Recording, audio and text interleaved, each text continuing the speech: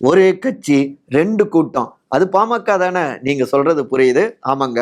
ஜூலை 8ஆம் தேதி ஒரு பக்கம் திண்டிவனத்தில பாமகவுடைய நிறுவனர் தலைவர் திரு ராமதாஸ், மருத்துவர் ராமதாஸ் அவருடைய தலைமையில செயற்குழு கூட்டம் அரங்கேறினதுங்க.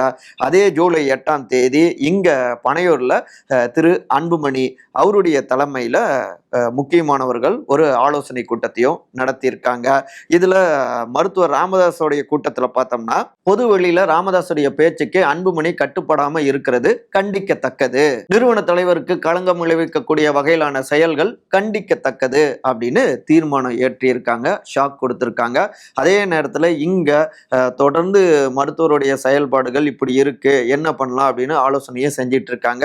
அதுல பார்த்தோம்னா ஏற்கனவே மருத்துவர் ராமதாஸ் நிர்வாக குழுவுல இருந்து திரு அன்புமணியை நீக்கிட்டாரு அப்படின்னு அந்த 21 பேர் குழுவுல ஒரு தகவல். இல்லைங்க அப்படிலாம் பண்ணல அப்படின்னு திரு கோகாமணி கௌரவ தலைவர் அவரு விளக்கம் கொடுத்திருந்தாரு. இப்படி இருக்காரா இல்லையா அப்படின்னு ஒரு பேச்சு. அதற்கு நடுவுல ராமதாசுடைய அந்த அறிக்கையில அன்புமணி அவருடைய பெயர் மிஸ்ஸிங். இதுக்கு முன்னாடி செயல் தலைவர் அப்படின்னு பெயர் குறிப்பிடப்பட்டிருக்கும். ஸோ 2 தரப்புமே இப்ப கட்டம் கட்டுற அரசியல்ல தீவிரமாகி இருக்காங்க.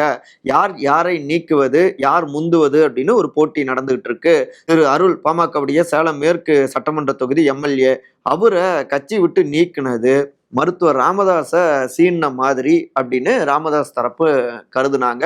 அதுல இருந்தே அன்புமணிக்கு எதிரான ஆக்ஷனை தீவிரப்படுத்தியிருக்காங்க. விரைவில் ஒரு முடிவுக்கு வந்துருங்க. 1ஆ 2ஆ அப்படிங்கிறாங்க இந்த உள் விவகாரங்களை நன்கறிஞ்சவங்க.